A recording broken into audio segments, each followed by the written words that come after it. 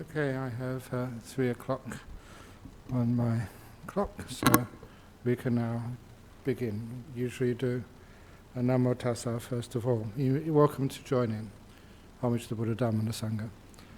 Namo Tassa Bhagavato Arahato Samma Sambuddhassa. Namo Tassa Bhagavato Arahato Samma Sambuddhassa. Namo Tassa Bhagavato Arahato Samma Sambuddhassa. Buddhaṃ Dhammāṃ Sanghāṃ Namasami. So for those of you who have been to this class before, as you know that on a Friday night we keep it just quite broad, so people who've never been to a Buddhist place before can actually feel welcome. And then Saturday afternoon we do the meditation, which is much deeper, and also on the sutta class we go right to the word of the Buddha. Now these teachings of the Buddha, we always have to be careful that the source which we use is the Pali Sutta Pitaka. But even there, you find that unless you know those ancient languages, the Pali, that sometimes the translations can make a huge amount of difference. And so that the particular text which I'm using was some text called the Word of the Buddha, originally compiled by Venerable Nyanatiloka over 100 years ago. And the translation was good, but it can be improved, and also we can use the form of translation which learned from Professor A.K. Warder. You never translate words, you translate sentences, phrases. And the one which I often quote is, many people who come here and learn English, they get amused by the saying, when a heavy downpour, it rained cats and dogs. And of course, if you see that it rained cats and dogs, that is not a good translation. It's word for word. I have been through many storms, and I've never seen a cat or a dog falling from the sky. What it means is it rained heavily. You translate the phrase, not the words. And that is something which I have used throughout this retranslation of the word of the Buddha.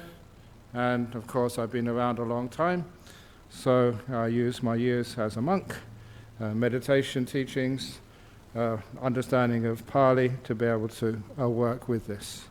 And it does open it up to many, many very clear, and of course I would maintain accurate translations, renderings, which makes it very powerful. Now where we're going now, I've gone through the Eightfold Path. We're coming now just at the end of the 7th fact of the Eightfold Path, which is the right mindfulness. And we started off with the mindfulness from the Satipatthana Sutta, and there's also the Anapanasati Sutta. And if you just look at one sutta in isolation, then sometimes you just can very easily not sort of tie into all the other teachings of the Buddha. And I would take the opportunity to just to mention respectfully that very recently there was a monk in Thailand who passed away. That's Venerable Nyanananda of Concept and Reality. And just after I went to see him in Mitrigala, many years ago, then I went to up to the Kandy, where I was very, very fortunate to be able to spend a nice afternoon talking with Venerable Bhikkhu Bodhi and Venerable Nyanaponika, the one who translated many of the texts, and also Nyanaramata, the three of them there. It was a very wonderful visit. And it was there that Venerable Nyanaponika, actually with reference to Venerable K. Nyanananda, who said something very profound, which I've always kept in mind. And he said, you should never interpret the whole of the teachings of the Buddha in terms of one or two obscure passages. Instead, you should, in obscure passages, the ones which are ambiguous, you should interpret those in light of the huge amount of teachings of the Buddha. So people trying to get a little bit of an angle here, an angle there, sometimes take passages which are ambiguous and then turn them around, and the whole mass of teachings of the Buddha interpreted through that. And I always remember that warning, because Venerable Nyanaponika, very, very old, he would die a little time afterwards, and very, very wonderful monk. So anyway, here, Nibbana through Anapanasati. This is 118 of the Majjhima Nikaya, and here we go. When mindfulness of breathing is developed and cultivated, it is of great fruit and great benefit. When mindfulness of breathing is developed and cultivated, it completes the four focuses of mindfulness. Sometimes people translate it as the four foundations of mindfulness. I prefer the four focuses of mindfulness because that's where one puts the mindfulness on. When the four focuses of mindfulness are developed and cultivated, they complete the seven enlightenment factors. When the seven enlightenment factors are developed and cultivated, they complete true knowledge and deliverance, enlightenment. Now, the main powerful teaching there is that Anapanasati is the same as Satipatthana. When mindfulness of breathing is developed and cultivated, it completes the four focuses of mindfulness. Anapanasati equals Satipatthana. And I say that because it's controversial, because there's a whole school of meditation which seems to say that Satipatthana is something you do after Anapanasati, and that it is separate, and that it is the only way, which early on I said was untenable. It's a very inaccurate translation, and even the commentaries agree on that. So here we have first point, Anapanasati equals Satipatthana. You do mindfulness of breathing, it fulfills. So said the Buddha. And it leads all the way to enlightenment. So it's not Anapanasati is a second-class meditation, or second-class path to enlightenment. Anapanasati can lead all the way to full enlightenment. So anyway, this is the Buddha giving the introduction in a good way of teaching. This is what I'm going to say. Now he explains it and then sums it up at the end. Mindfulness of breathing completes the four focuses of mindfulness. And how does mindfulness of breathing developed and cultivated complete the four focuses of mindfulness? When the in-breath and the out-breath are long, and you are aware that they are long, when the in-breath and the out-breath are short, and you are aware that they are short, when you learn to experience the whole of the breath as you breathe in and out, when you learn to calm the breath as you breathe in and out, on those occasions you are mindful of the body, having restrained the five hindrances, energized, fully aware of the purpose, and mindful. In and out breathing is regarded by the Buddha as a body in the category bodies. That is why on that occasion a meditator abides mindful of the body, having restrained the five hindrances, energized, fully aware of the purpose, and mindful. Now, even that, there are some passages which people still argue with. The first of it is, first of all, you can see that I've shortened. If you look at that in the original, they say, breathing in, you are aware that you're breathing in an in-breath, breathing in a short breath. When breathing out short, where you're breathing an out short. It's just so much repetition, which drives people to sleep. So, this is how we translate. Get the essence, be accurate, 100% accurate, and shorten it. And the other thing to notice is you're aware of the in-breath and out-breath as long or short of the first two, and then you learn to experience the whole of the breath and to calm the breath. It's a learning, a training for the next two stages. Now on this occasion you are mindful of the body. That is the Satipatthana. The first stage is the body awareness, and having restrained the five hindrances. Now that's such an important point, which I've mentioned before, but it's been a while since I taught the word of the Buddha. The words in Pali are Lokaya Bija Domanasang. They mean, they're usually translated, the usual translation is have abandoned covetousness and grief for the world, which is, again, not an accurate translation, and even worse, it's meaningless. Because, afterwards, when it's time to do the questions. When it's the time, I'll invite people to ask the questions. And the meaningless, and it's also, when you look in the commentaries, and again, you look at the whole of the suttas, and especially if you read the Anguttara Nikaya in Pali, that's the numerical sayings, translation in English, you'll see there that so many times, for the first hindrance, it's usually called kamachanda in Pali, they have a synonym for it, loke abija. And so when I was reading this, kamachanda, loke abija, they were used interchangeably. In the whole list of the 5 hindrances, sometimes they start with loke abija instead of kamachanda. It's an alternative, a synonym, meaning the same thing. And then afterwards looked in the commentaries to the 2 Satipatthana suttas, Mahasatipatthana in the Digha Nikaya and in the Satipatthana Sutra in the Majjhima Nikaya, and see there the commentaries, they also pick up on that and say Vinaya Lokaya Bija Domanasang does mean having restrained the 5 hindrances. And that, brings the whole of the path together when you look at Satipatthana Sutta and the rest of the Eightfold Path. It makes so much sense. You cannot be really mindful, you cannot really see what's really to be seen if these 5 hindrances are really active. If you are restless, of course, you can't see anything. You just over here, over there, all over the place. If you're fast asleep, again, dullness and drowsiness mean you can't see much. The first 2, wanting and aversion, ask any psychologist. You see only what you want to see. And aversion means you just blot out, you deny what's too troubling for you. So this is actually how the 5 hindrances throughout the whole of the rest of the teachings of the Buddha always are what stops one seeing clearly.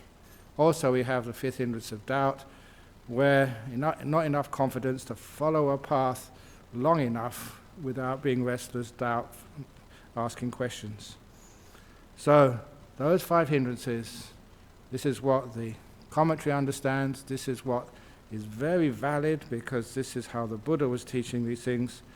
The first factors of the path, from right view, right intention, or right motivation, I usually say, and down to speech, action, livelihood, and then the endeavor. All of those have a purpose to weaken those 5 hindrances, not to abandon them, to weaken them enough so when you are mindful, you have a good idea that what you're seeing is pretty accurate. Not 100%, but not bad. So this is where that particular part, having weakened or restrained the 5 hindrances. Energized, fully aware of the purpose, which is sampajana, it's really important. Why are you doing this? And mindful. And the next part is, we still have people sort of doubting that in the 3rd of the stages of anapanasati, mindfulness of the breath, when you experience the whole of the breath as you breathe in and out. The word is sabakaya. And again, just like it rained cats and dogs, means it rained heavily, doesn't mean cats and dogs fall from the sky.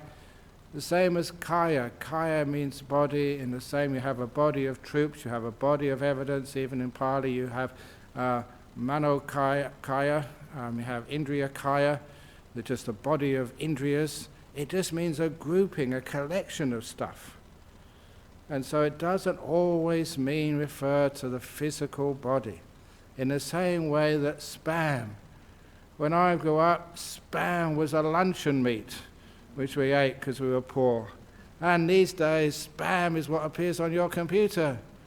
And so if you don't know what you're talking about, sometimes you say, oh, luncheon meat was on my computer today, and and that's the trouble if you don't sort of look at these words. And of course, what really proves the point is where the Buddha said, in and out breathing, the breath is regarded by the Buddha as a body. This is what it means as a body. And that's so clear there. So, and the next obviously thing is just nature. If you want to get peaceful, calm, then if you're just watching the breath, an in-breath, an out-breath, long or short, and then you have to go to your body, it's not getting any tranquility there, not any peace. And it's nature that even if you don't follow instructions, but you follow nature, the way just things calm down. Of course, when you breathe in and out, and then when you do calm down, your mindfulness increases. Of course, you can see the whole of the beginning of the in-breath to the end of the in-breath, beginning of the out-breath to the end of the out-breath. It's the whole body of the breath. And you calm. That is body awareness. That is one example of it that is sufficient. Now, any questions on that so far? So we restrain the 5 hindrances, we don't drop them, we don't practice right effort. We do practice the right endeavor. The endeavors are restrainings. The next presentation of the word of the Buddha, you will see the gradual training. And this is parallel to the Eightfold Path. And there you will see, just after developing just some mindfulness, then one practices sense restraint to abandon the hindrances and get into the jhanas. It's restraining. So that's practice of the sixth factor of the Eightfold Path, is we're trying to get a word like restraint, sort of saying no to stuff. And that's why sometimes trying to find a good translation, still haven't found a good translation for that word yet, an English version, it means the effort to say no, the effort to restrain, the effort to drop. That is what's meant by the effort. Not to go and get something, but to let something go. So anyway, that's where the restraint. So the first factors of the Eightfold Path, you've got your right view, the intention, what you're doing this for, and then just the virtue, the right speech, action, and livelihood. They tend to dry up just the fuel for the hindrances. When you restrain yourself through the precepts, of course that weakens those hindrances quite enormously. And then obviously you can weaken them more through this through sense restraint. And then you're ready for the satipatthana, having restrained the 5 hindrances. Not abandoned them, that comes later, but restrained them. Any other questions, sir? Okay, let's keep going to the next one.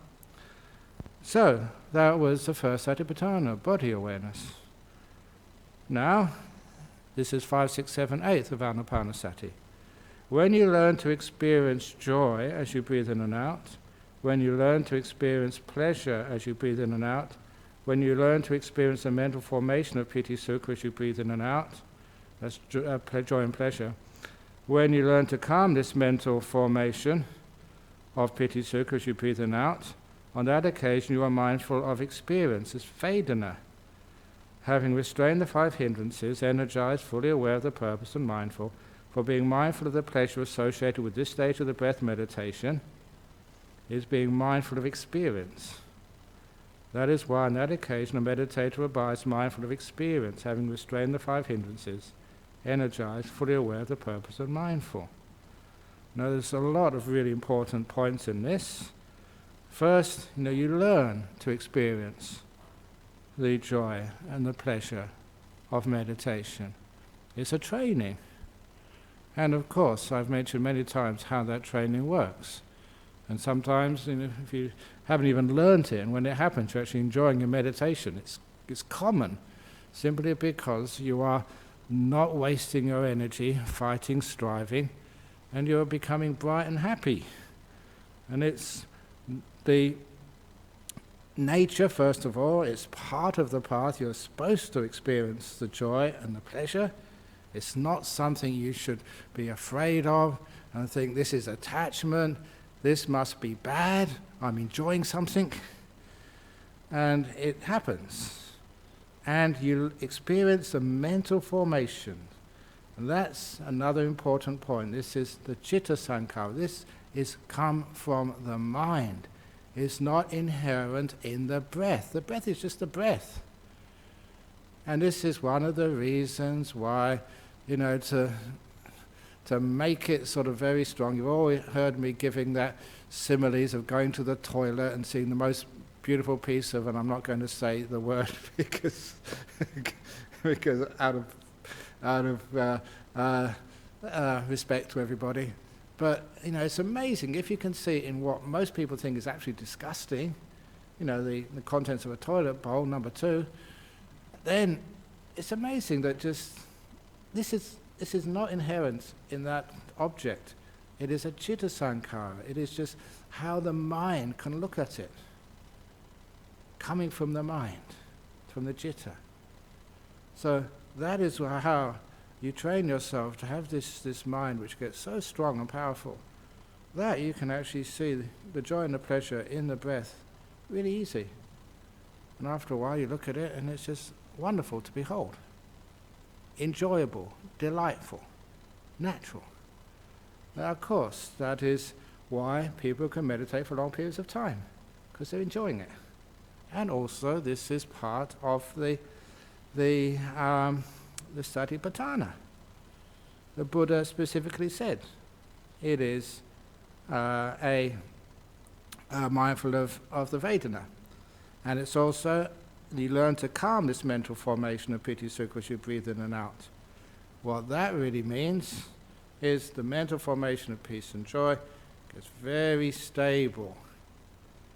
Instead of just going all over the place, joy, but very peaceful, very powerful.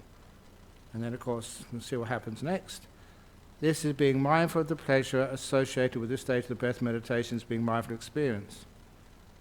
So, any questions on those 4 stages? Vedana-sati. Yes. I was just wondering if you could help differentiate a bit more the difference between enjoying something and attaching to it, because I must admit I have trouble with that. Yes, I know, because people have been brainwashed into thinking attachments are bad. So you don't even just question, just what that really says, what that really means. The Buddha gave the wonderful simile of the raft. And the raft, is for crossing from this side to the other side. And he said, once you get to the other side, then you don't carry the raft with you. You drop it there once you reach the bank. But you don't drop the raft in the middle of the stream or the middle of the lake. So the raft has got a purpose for it. And while it has a purpose, you attach to it. You make use of it.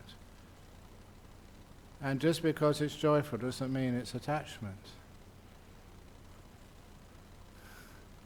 So sometimes, when especially you look at the cause of that joy, where it actually is coming from, is as you're training yourself, you're learning how this happens. This comes from the restraint, from letting go. It doesn't come from seeking these things out, chasing them and holding on to them. You see me do this simile so many times, I'll go through it very quickly. How can I keep water perfectly still in a glass? Grasping it, attaching to it, it never gets still. No matter how much mindfulness and effort I put into it, it will always be moving. The only way to get water to be still is to let it go. It's letting go, it becomes still. That's what happens with the mind. These are stages of letting go. The more you let go, the more you detach, the more joy comes up. So the English word is oxymoron. Two words which go together, which means the opposite of one another. For example, like crazy wisdom. You're either crazy or you're wise, not both. So this particular one is, what's the other ones they have? Government accountability. I better stop really quickly before I go any further there. So, I'm going into dangerous territory. But in this particular case, the attachment and the letting go, how can you really be attached to letting go? Letting go means the opposite of attachment. Attachment means the opposite of letting go. So it's letting go creates that joy. And if you try to attach to it, if you really want it and you hold on to it, it vanishes. You destroy it. Which shows you that in no way can you attach to such things. Many people experience joy and bliss in meditation, and they want it back again. They can't get it. So this is why we learn that this is a letting go. And it's not the happiness born of attachment. It's the happiness born of letting go. Yeah? Can you just say again the difference between experiencing pleasure and experiencing the mental formation of pleasure? Yeah, okay. Experiencing pleasure, experiencing the joy, is recognizing that this is not the breath being joyful. It's actually just how you look at the breath. It's what you add. It's formed by the mind. It's not inherent. When probably Shakespeare said beauty is in the eye of the beholder, he said the piti sukha is in the citta, the mind of the meditator. And that was one of the wonderful things which you experience on retreats. Once your mind gets really, really powerful, just everything looks beautiful. The flowers, the trees, the stars are incredible. And of course your breath is so easy to watch. It's delightful. This is one of the reasons why, how can a person just practice a breath meditation? It's boring. Sit there, watch your breath for a couple of hours. You must be either asleep, but you're not asleep, you're energized, as it says down here. And it's also that you are having a wonderful time. Because it's training the mind to be so still, so powerful, the breath looks gorgeous. That is how people meditate for long periods of time. Because they're having fun. And of course, it doesn't stop there. It just gets even deeper. So that's Vedanusati. And now when you learn to experience the citta, as you breathe in and out. And that is how you experience the citta. In many places it's called citta nimitta, or sometimes called samadhi nimitta. It is a sign of the mind. As you breathe in and out, when you learn to brighten the nimitta, bringing joy to the citta as you breathe in and out, when you learn to settle the nimitta, still the citta as you breathe in and out, when you learn to enter the jhanas, liberate the citta as you breathe in and out, on those occasions you are mindful of the citta, having restrained the 5 hindrances, energized, fully aware of the purpose, and mindful. I do not say that there is development of mindfulness of breathing for one who is dull, who is not fully aware. And that's fully aware, it always means reaching the jhana with the hindrances gone. That is called the pinnacle of awareness, the purity of awareness. That's one of the epithets of the 4th jhana. That is why on that occasion the meditator abides mindful of the mind, having restrained the 5 hindrances, energized, fully aware of the purpose, and mindful. So it's aware of the citta, the mind. And of course, to be aware of that mind, to really be aware of anything, which is always called the 6th sense, the other 5 senses having sort of subsided, that means that either the sight, sound, smell, taste, touch are either totally gone, or at the very least they're just so weakened. Like many people meditating, yeah, they can hear sounds, but like 100 miles away. It's not 100 miles away, but you feel like distance from things. And the body is so comfortable, you can hardly feel it. And all of these 5 senses are just so calmed down that the 6th sense, the nimitta, can arise. And that nimitta, as it's often said, that this mind is pabhasara, the pabhasara chitta, when the defilements, the hindrances are absent. And that's what happens. And many people just discuss what does this pabhasara, this radiant mind, actually look like. And it's obvious if you get into the nimittas meditations, then of course this beautiful, incredibly radiant mind.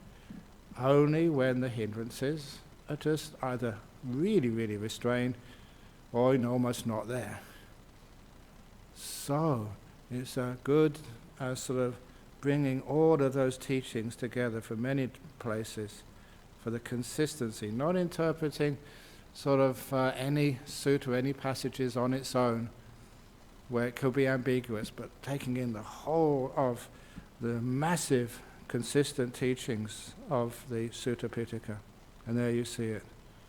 So that this is the citta, and of course this is, if you're going to be fully aware of the citta, the mind, at least up to this stage here, where it says they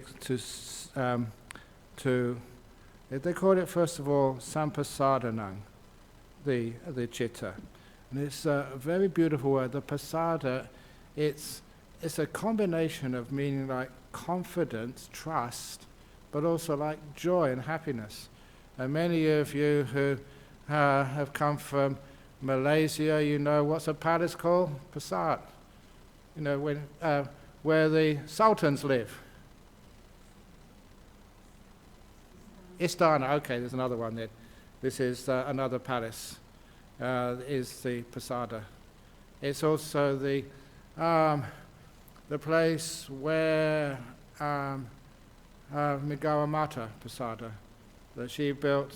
Migara Mata, as you all know, was Visakha, and that she, it's a big, okay, here we go, a bit of a story, that she was out going to a big function, and she decided instead to go and see the Buddha, and so she was wearing all her jewelry, so she put her jewelry aside and just went to see the Buddha because it was not appropriate to see the Buddha dressed up in so much expensive stuff. And then she got so inspired she went home forgetting her expensive jewelry. And Ananda found it. And monk, you're not supposed to pick up money or expensive things. So he asked the Buddha, what should I do? And he said, if it is things which is lost in the temple, or if it's lost in a house you're visiting at the time, then you can pick it up to keep it for the person who lost it. So Ananda went and picked it up, because he knew it was from Visakha, and then gave it back to Visakha, and Visakha said, oh my goodness, this has been touched by a holy monk, therefore, it's not appropriate for me to accept it, but what I will do, I will give a donation, so I can get it back again. And so her donation was to build a Migara Mata Pasada. That's where it came from. So it's a bit of a long story, but there we go. And then that became the residence of many, many monks. It's like a beautiful, beautiful construction. So this is meaning just a beautiful place. It's sort of sampasada. It also means like confidence, finding joy in something. And so this is where we have enough confidence, if you like, in the nimitta. We can leave it alone. We find joy in it, which also allows us to let it be. And then it can become brighter and brighter, more and more joyful. And also then to still it, that's samadhahang, to settle it. So it becomes still and also very radiant, very powerful. As many of you know that sometimes you're sitting there and that nimitta is as brighter than the sun. And you think you go blind, but you never go blind. Maybe that's why I'm wearing glasses. I don't know. That's only a joke. No, it just gets very, very, very powerful, and it doesn't affect. It's in the mind's eye, not your physical eye. So that's the nimitta things, and then of course the last one is that it'll liberate the mind, and that liberation is always meant the entering of the jhanas. So the next, anything about that one? Here we go. Okay, next 4. When you learn to explore impermanence in breath meditation, when you learn to explore things fading away in breath meditation, when you learn to explore things ceasing in breath meditation, when you learn to explore relinquishing things in breath meditation, on these occasions you are mindful of mind objects. The Dharma, having restrained the 5 hindrances, energized, fully aware of the purpose and mindful, having seen with impermanence fading away, having seen with wisdom, the impermanence, fading away, cessation and relinquishment of the 5 hindrances, you are mindful with equanimity.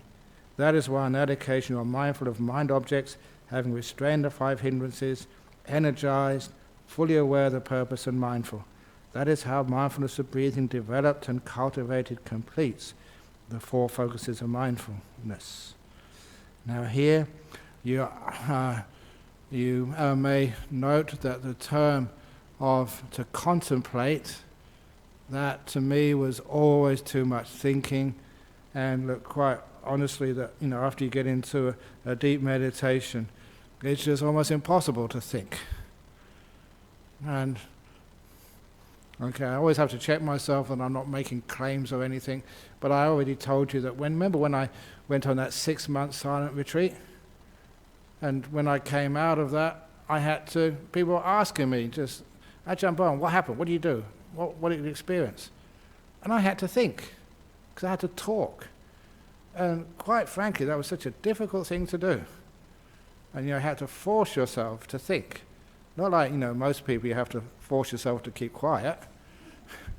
This was totally opposite. And I had a headache for 3 days. I remember just making my brain think again. So this is not thinking, it's the word which I like now is explore. And I mentioned to you somewhere where this comes from, exploring. I use a glass again. You explore, what is this? I'm not going to spend too much time on this. What is it I'm holding up? And you say, explore it. Come and explore it. What is it? You don't just say glass. You say many, many, many things. One of the things I found a great use for glass, I have to take the water away first of all. Sometimes you see a bug, and you can't squash the bug. You're a Buddhist, but these are great. You see the bug, and you put a card underneath, and you can take it out without killing it. So there's many uses of a glass. So there's like a Buddhist bug catcher. It works very well. So you're exploring what this really is. So it's not contemplating it, but exploring it. Contemplating it using thoughts will always be using old descriptions, names and labels, which, they have their limitations. So exploring impermanence in breath meditation. And of course, what anicca means, impermanence. I think I've put this somewhere else on this word of the Buddha. Impermanence doesn't mean rise and fall. That's just not really seeing the depth of these great teachings of the Buddha. It's why it rises, why it comes into existence, and why it vanishes away. What are the causes? And the simile was of the flame.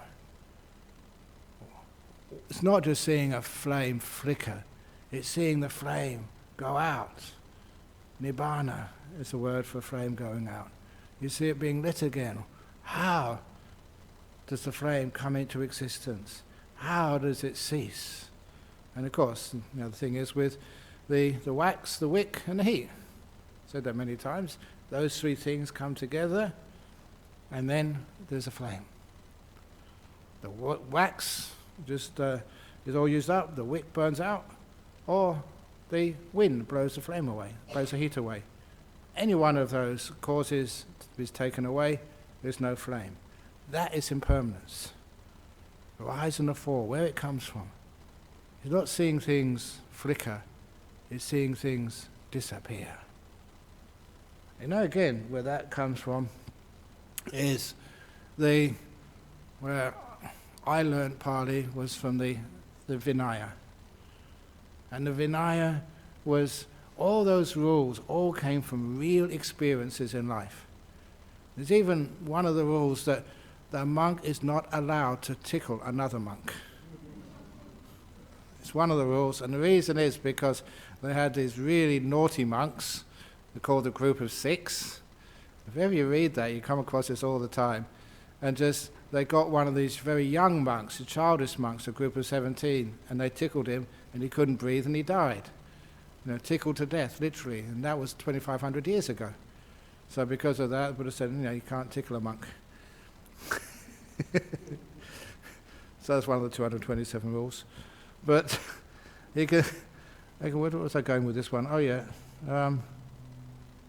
You get the ordinary life stories, and that's where you got the ordinary life story of someone who was giving food regularly, and then decided to stop. And that regular type of food was called nicha food. It's the opposite of anicca. Nicha, regular, reliable, comes every Monday, as Grace used to do when she was really healthy, still comes. You go to nuns' monasteries, dharmasara, so every Tuesday or something. That is called nicha food, regular food. So that we know they're coming sort of once a week or once a month. Anicca means what is regular, what was always there, stops. It's really powerful. So you explore what is impermanence in breath meditation. Breath, gone, vanished. You explore things fading away in breath meditation. Your hindrances fading away, 5 senses fading away, sound getting further and further away until it fades. You can't hear anything. And things ceasing in breath meditation, which is real cool stuff. So you're sitting there and the breath has ceased. That's how many of you have just, I don't put your hand up or anything, but many of you have been meditating there and you can't find the breath. You don't need to. It ceased. You don't die. Just having a great time. So it ceases. Many other things cease in breath meditation. You can't feel your legs. You can't feel your skin. And of course, many other things cease as well.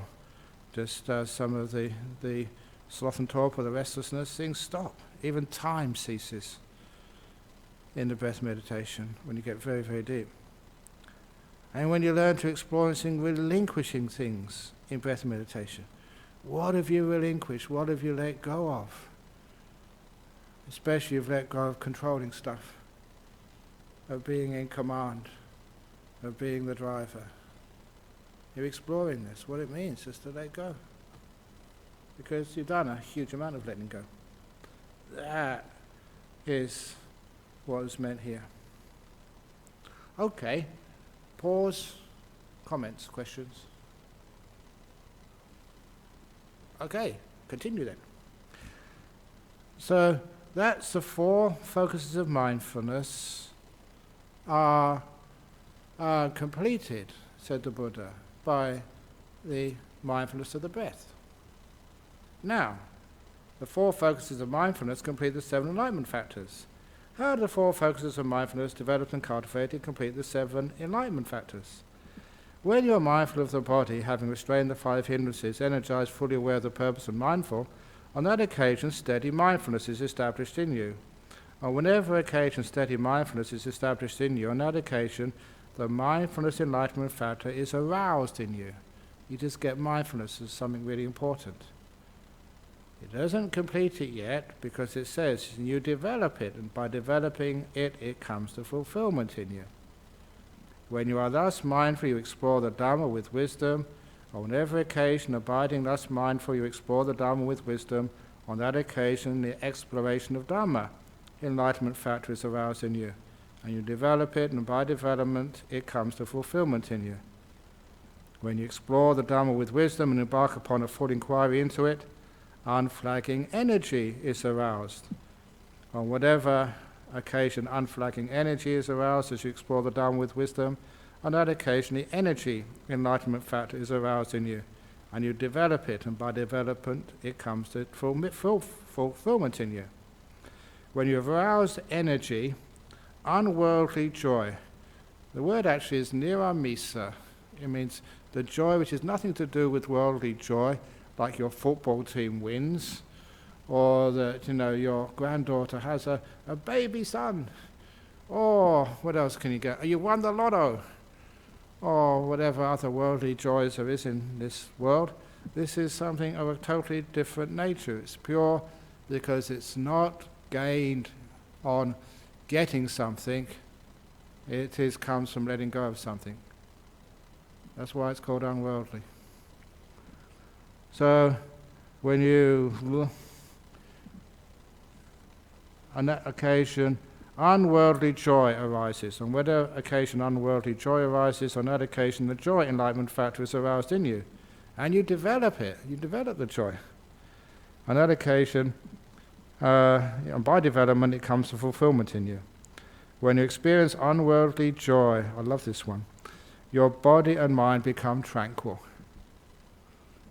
So often people think that the only way to get tranquility of body is effort. Come on, sit still, don't move, stop fidgeting. That doesn't work. But when you really got lots of joy, your body becomes still, effortlessly still. When your body is tranquil, on whatever occasion the body... When you experience unworldly joy, your body and mind become tranquil. On whatever occasion the body and mind become tranquil, you experience joy. On that occasion the tranquility enlightenment factor is aroused in you, and you develop it, and by development it comes to fulfillment in you. Why does the body move? Because it wants to find a more happy posture. Why does the mind move and fantasize and plan and complain? Because it's not happy. If the body is happy and the mind is happy, you don't want to move. You're having a great time. You're just there and enjoying it. We've got a couple of nuns outside. Okay, anyway, a couple of nuns are doing something out there. And when your body is tranquil and you feel pleasure in the mind becomes still. On whatever occasion the mind becomes still and joyful, on that occasion the stillness enlightenment factor is aroused in you, and you develop it, and by development it comes to fulfillment in you. Again, stillness coming from happiness. This is one of those little phrases I say often, Sukhino Chittang Samadhiyati. It is from happiness the mind becomes still. When you're having a wonderful time in meditation, your body becomes really still, and your mind doesn't want to go anywhere.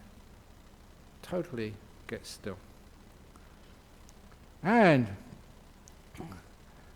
on that occasion, the stillness enlightenment factor is aroused in you, and you develop it, and by development, it comes to fulfillment in you.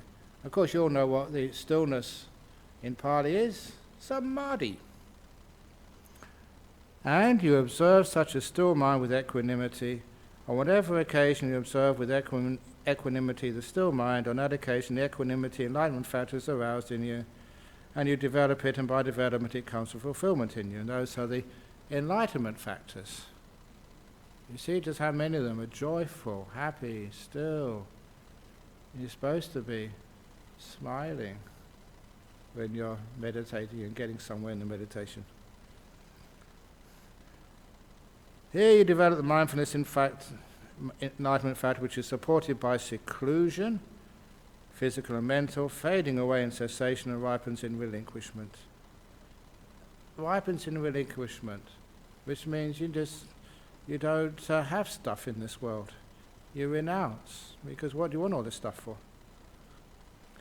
So here you develop the mindfulness experience enlightenment factor, which is supported by seclusion, physical and mental fading away, and cessation rather than relinquishment. You develop the exploration of Dharma enlightenment factor, energy, joy, tranquility, stillness, equanimity enlightenment factor, which is supported by seclusion, fading away, and cessation ripens in relinquishment. That is how the 7 enlightenment factors developed and cultivated complete true knowledge and deliverance, full enlightenment. So that is how the Anapanasati and Satipatthana work together. Any comments on that? Okay, now we go to even more juicy stuff. The jhanas. Here we go. Right stillness. Sama samadhi. Samadhi means stillness, never concentration. That was one of those translations. It's not just being pedantic, just being picky, because the translations, if you don't get them right, just change the whole practice. And if you don't get that one right, I think it's concentration. People just spend so much time getting frustrated, thinking you've got to really work hard, be concentrated, and then you'll fulfill that factor. But when you call it stillness, it's a totally different idea, and obviously a different way of reaching that stillness by putting things down, letting it go. Concentration comes from effort, hard work. Stillness comes from wise work. If it's effort, many people when you get old and sick can't do it. If it is wisdom, you can. Yes?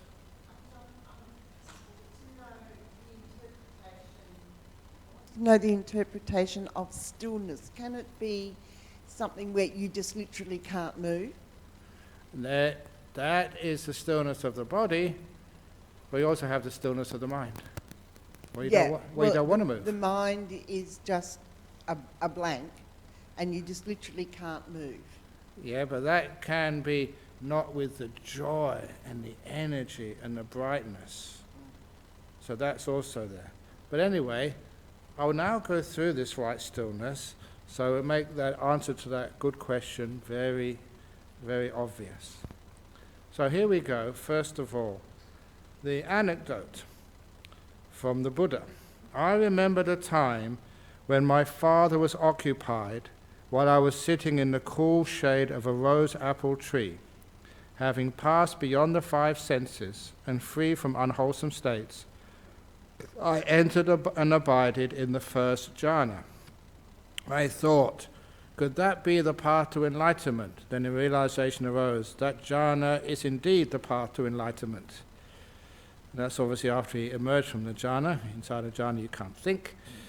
But that was powerful, where the Buddha said, this is Mahasachaka Sutta. No interpretation here, that's a pretty well accepted translation, that was a path to enlightenment. The 4 jhanas, what are they? Having abandoned the 5 hindrances, totally free from the 5 senses, free from unwholesome states, the hindrances, you enter upon and abide in the first jhana, wherein the mind moves onto the object and holds on to it, the object being the joy and pleasure caused by being totally free from the 5 senses. Now, for those people who have experienced out-of-the-body experiences, near-death experiences, or you've seen just people you know, credible accounts of what happens, they always say that once the body is transcended and you go into what they call the mind-made body, then it is just so happy, so free. Joy and pleasure caused by being totally free from the 5 senses. So that is the cause, that's the origin. A whole lot of suffering has been transcended. This is in the jhana, sitting there, huge joy, huge pleasure, not having to be bothered and disturbed by the affliction of the five senses.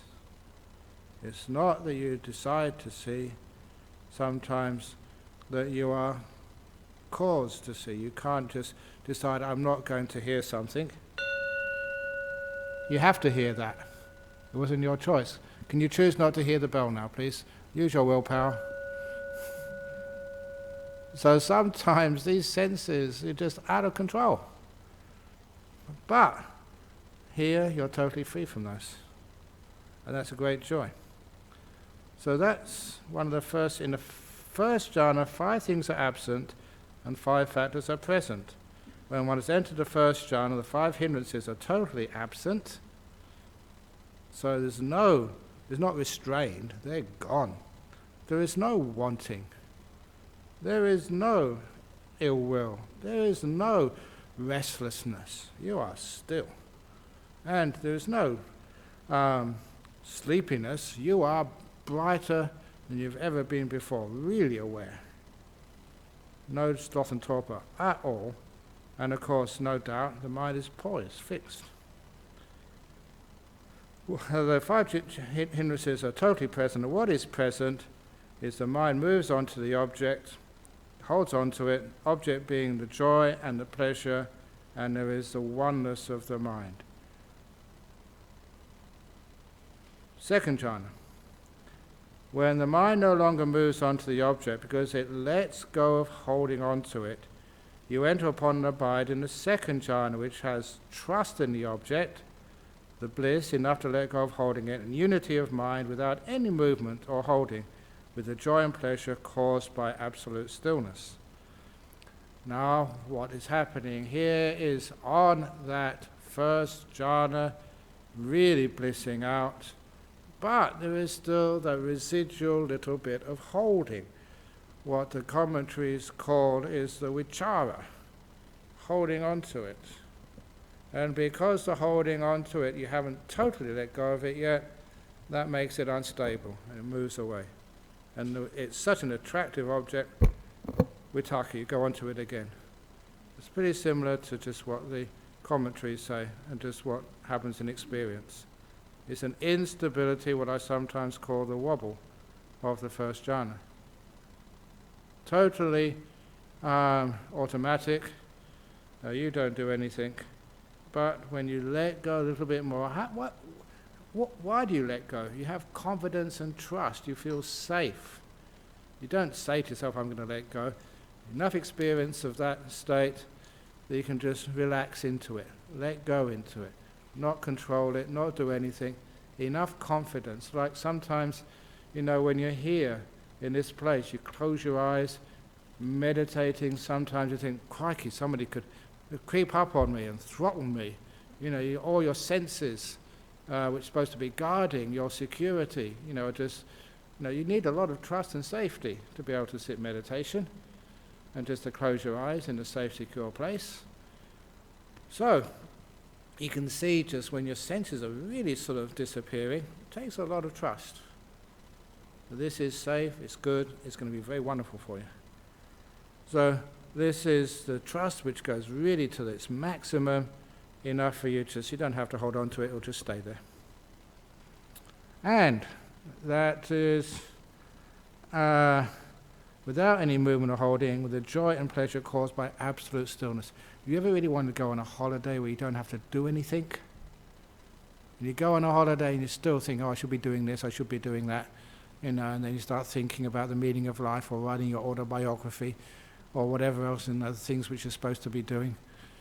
But when you can't do anything, it's like your mobile phone has got no reception and your mobile mind has gone offline and you just can't do anything. There's no will left anymore. There's no button you can press to do anything. You're stuck. And that's so blissful, not being able to do anything. Oh, what bliss. The will has disappeared. That is called samadhi, real stillness. That's why it's called the piti sukha, which is born of such samadhi, real stillness. Diamond stillness, doesn't move at all. You don't want to move. What do you want to move for? Having the time of your existence. Anyway, that's the second jhana. Okay.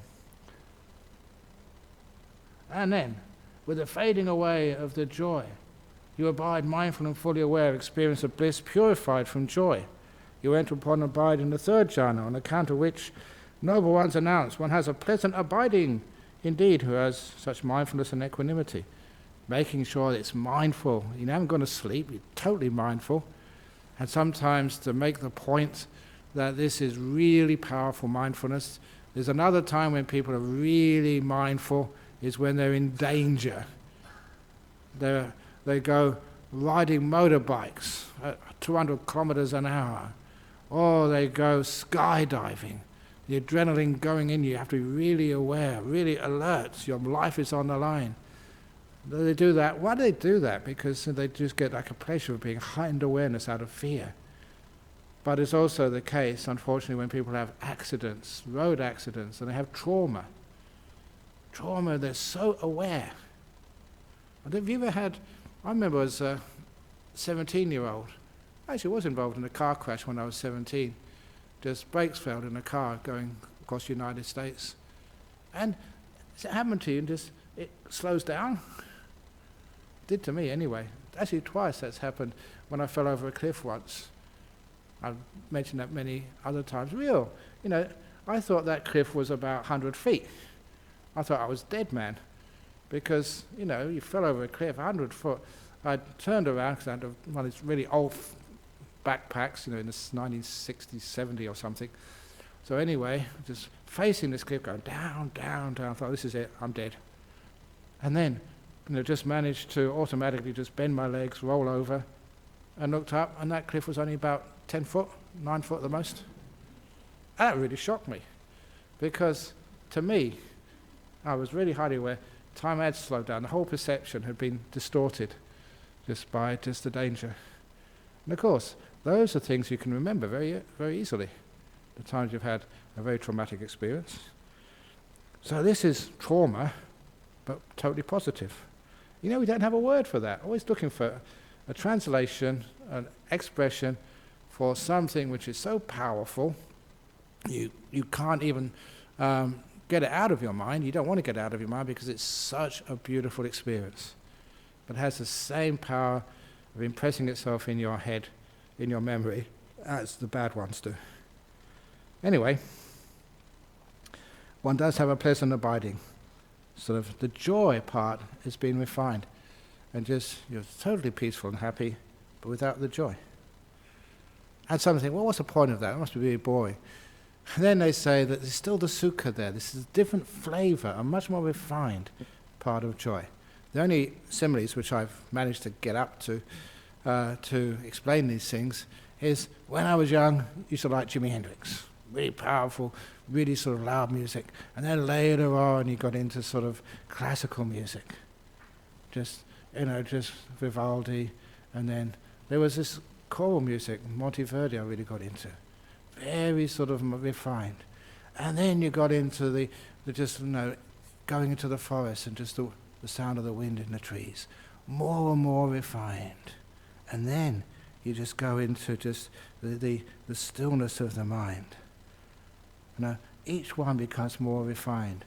So the piti is just, it's really amazing happiness, it's bliss, but there's something even more joyful than that, which is the sukha. And then that vanishes for the fourth jhana to pure equanimity. You think, is that boring? Because sometimes the Buddha calls that upekkha sukha, the happiness of no happiness, basically. Now this is not being Zen. This is actually just realizing the more things disappear, the more happy it feels, but totally different flavor, far more refined. So having abandoned pleasure and pain, all Vedana from the five senses, and with the disappearance of joy and unhappiness, all Vedana from the sixth sense except for equanimity, you enter upon the abide in the fourth jhana, which has only neutral mental Vedana, remaining just pure mindfulness with equanimity. So that's what they are. Just in a moment, we just have some of the other statements about the importance of jhana. But before that, any comments?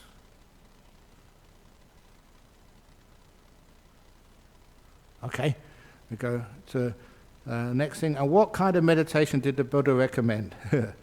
This is from the Gopaka Moggallana Sutta. Because always people are asking, did the Buddha recommend vipassana or breath meditation or metta meditation or what type of meditation? And this is, obviously, this was Ananda speaking after the Buddha had just passed away. So they were asking, like, people sometimes ask me, what did Ajahn Chah teach? And so this is what they asked Ananda just after the Buddha passed away. What kind of meditation did the Buddha recommend? Totally free from the five senses, you abide in the first jhana. When the mind stops moving on to the joy and pleasure and stops holding it, you abide in the second jhana. With the fading away of joy, you abide in the third jhana. With the abandoning of all mental pleasant and unpleasant Vedana, you abide in the fourth jhana. The Buddha only praised these four kinds of meditation, the four jhanas. So that's pretty powerful. The Archunda. This is from the Digha Nikaya. These are from Mahaparinibbana Sutta. Four kinds of life devoted to pleasure. Oh, this is not 29. Oh no, this is the, not 20, oh this is the Pasadika Sutta, so not Mahaparinibbana. The four kinds of life devoted to pleasure, though entirely conducive to repulsion, to fading away, cessation, peace, realization, enlightenment, to nibbana. That's nice.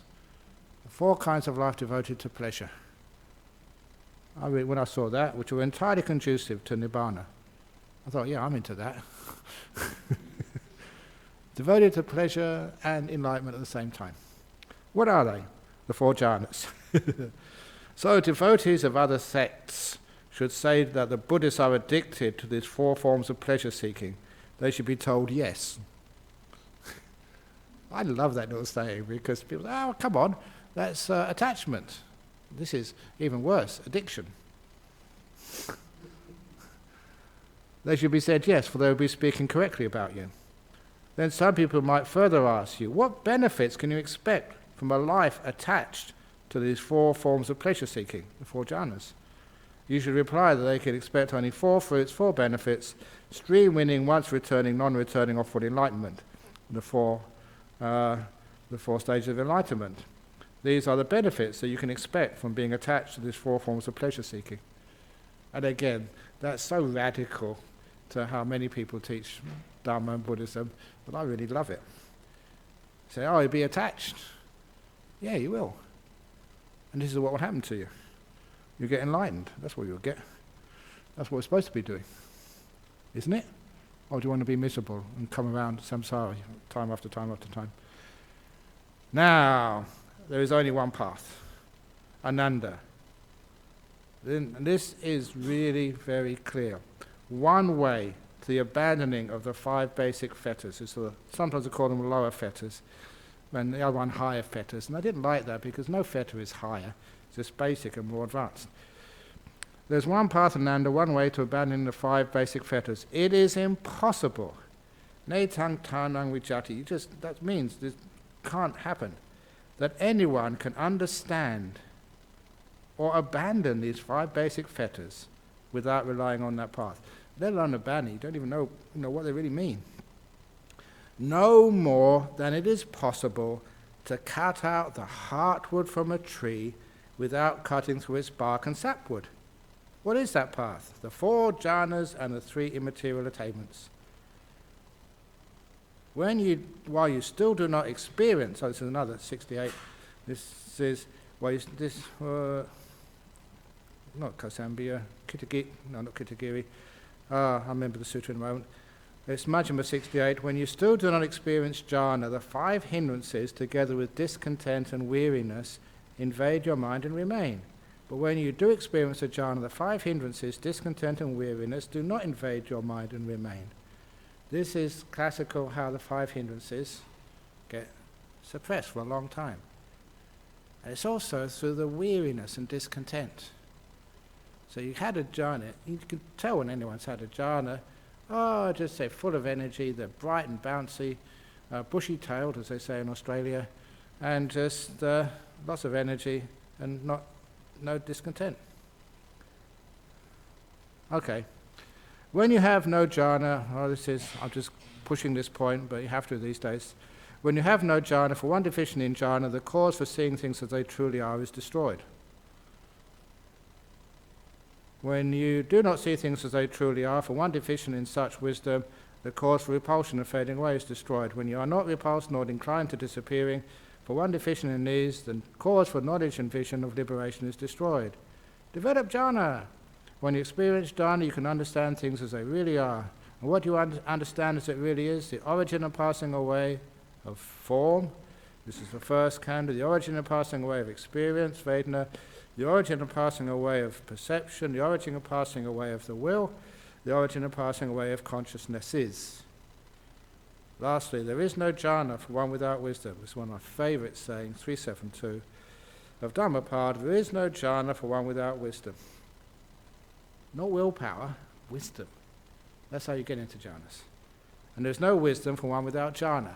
Okay, it looks like a catch-22, but you need a bit of wisdom, bit of samadhi, bit of wisdom, bit of samadhi. They're working together. For one who has both jhana and wisdom, they are in the presence of nibbana. It's powerful. Nati jhanang apanyasa, panya nati ajayato, yam hi jhanang cha panya cha sawe nibbana santike. Nibbana santike. They're in the presence, right next door to nibbana. Okay. Yes, you have a question. On their 4 immaterial attainments, Ajahn? Yeah, I never did those yet, because they are special cases of the fourth jhana. Just said 3 up there. 3, because the fourth one is so refined that based on that you cannot take it as an object for contemplation, neither perception nor non-perception. It's way too refined. So, but to get there, you have to go through the third immaterial. The third immaterial is based on the second is based on the first. First is based on the fourth jhana, fourth is a special case of the third jhana. So it does still mean you have to go through those early ones first. But that's why the Buddha just get the fourth jhanas. Number 4 includes those others. Special case. Yes?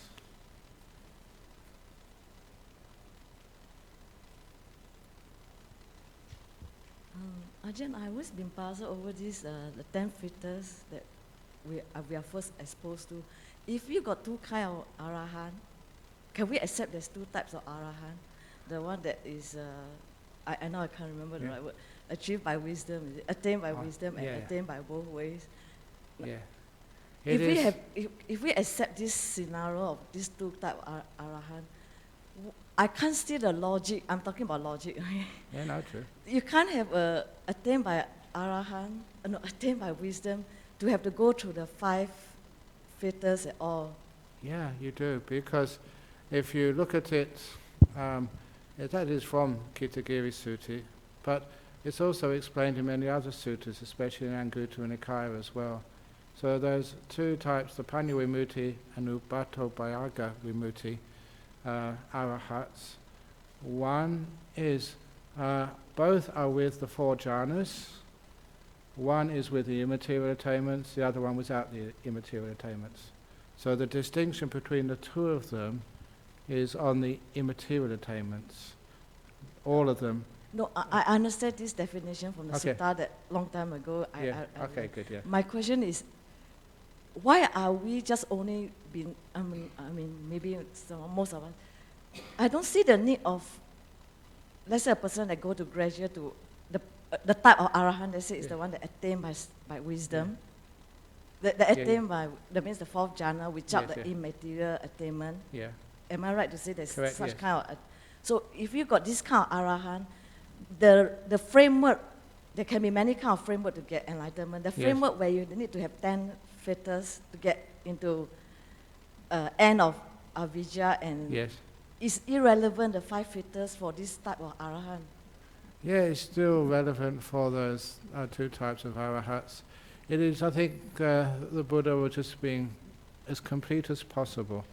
And there is a distinction between them because the first four, they get to this incredible, beautiful state of stillness and equanimity, and then they come out. But their consciousness has not ceased. But with the second type, who actually go into the immaterial, they will go all the way, and they will go to what's called Nirodha Samapatti, which is a cessation of that all the six consciousnesses, and afterwards they will come out again afterwards. They will emerge from that state. And that's the difference. You know, someone who lets go so much that even in this life they can be totally sort of stop and come out afterwards. From what you just said, Yeah? there is a number of questions I Yeah. have to know, but I'll just stop for that. Okay. I just want to go back to my question. I accept, I mean, for me, I accept that it's a gradual training, a gradual kind of a training. My question is that I can understand we have the five upper, or you call the five fetters, the first five attachment fetters, to yeah. rupa and arupa. Oh, you mean five? I know that you will get attached. I sort of, I think logically I can understand you will get attached, provided you got the experience of, because it's the nature of the mind, the nature of mind is to delight in something, to be happy in something. So if you got jhana, and if you got arupa, I would know why you have to go gradually, and then it become a fetters. The definition of being fetter to it, the five upper fetters. But I can't see why must all arahant go through the five fetters, especially the type that is attained by four jhana. That's my puzzling for years and years. Yeah. Oh, it is just, it's the nature of the only way that you can see things as they truly are is to have such, first of all, the job of the jhanas is to abandon the five hindrances. So you're not seeing things as you want to see them, as you, things which really challenge you, but literally as they truly are. The hindrances are gone, and secondly, you use the data which the jhanas give you. The things that you see, things are not just up and down, but totally vanish. They're nature, not anymore. They're anicca. Things vanish, gone, which have always been there, and now they're not there anymore. They're similarly the frog and the tadpole. And you see them fading away, ceasing. And therefore, so you see the power of relinquishing, letting go. But anyway, if that doesn't answer the question, we can talk about it afterwards, because it is now sort of time for finishing off, because we're doing a little ceremony for Judy in about 10 minutes' time.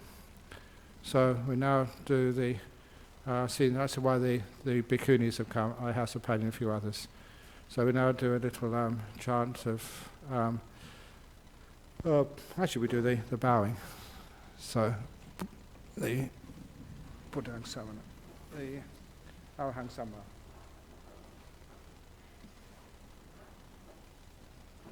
Here we go. Arahang Samma Sambuddho Bhagava Buddhang Bhagavantang Abhivademi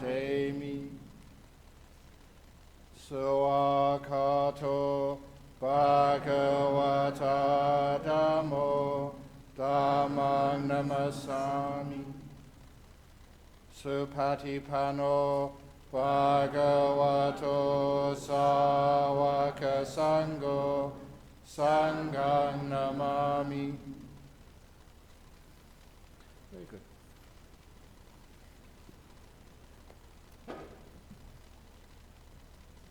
Just go put your sitting class back in your room. I forgot to. Okay, it's okay, it's fine. I haven't put it in as my yarn. Okay, that's fine. I can just give you. Okay. Okay, we have a 10-minute break. Those of you who are going to come back for a little memorial service for Judy Rushforth. And for the AV person, that if you have any questions from the internet from overseas. Have you got a few questions from the internet? Yes. Can you please get up one or two, because have them to come up now as well. Internet questions, but this is just going to be for the people overseas. But anyway, be quick. Yeah, you can, yeah. See the AV guy? Yeah. Okay, I've got to be quite fast. Okay. Okay, yes. Okay. And those of you still... Yes, it's good, yeah. Okay. So this is from the overseas here, from Nathan, and in USA, Malaysia, and again from USA. I don't understand the teaching of impermanence. Everything is impermanent, but nirvana is not. Correct, because nirvana is the ceasing of everything. Nothing left. Gone. So nirvana is the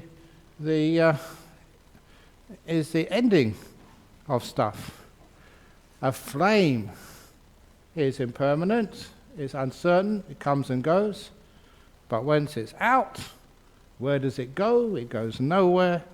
So it means that it's vanished, ceased, nothing left. So, as they sometimes say, that nothing is higher than Jesus and God. And they say, yes, of course, nothing is the highest. Emptiness, gone, finished, gone. So the teaching of impermanence, everything is impermanent, but nirvana is not. Nirvana is ceasing, gone. So not impermanent, permanent. None of those things obviously apply because it's gone, finished. Fourth satipatthana, having impermanence, fading away, cessation, and relinquishment of the four hindrances. Is this where the five hindrances are abandoned, not just restrained? The fourth satipatthana is just where we focus on these things. And the third satipatthana, or rather its expression in the Anapanasati Sutta of the 12th fact of Anapanasati, which is where the mind is liberated, that is the jhanas, that is where the five hindrances are gone for a while. They are suppressed, they are not there, but they come back afterwards. The place where the five hindrances are abandoned once and for all is in the experience of full enlightenment. And lastly, from New Hampshire, USA, how do the sutras help beyond just practicing compassion and kindness?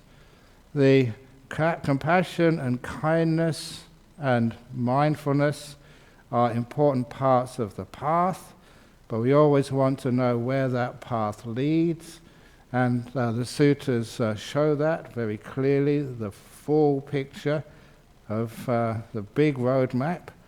And also, the sutras are our basic framework, so these are pretty clearly the teachings of the historical Buddha, and anyone who wishes to have that justified, argued, please get onto the internet. There was a book done, a compilation by Ajahn Sujato and Ajahn Brahm called The Authenticity Project, arguments from many areas which give a very convincing argument that what is in the sutras was the teaching of the Buddha.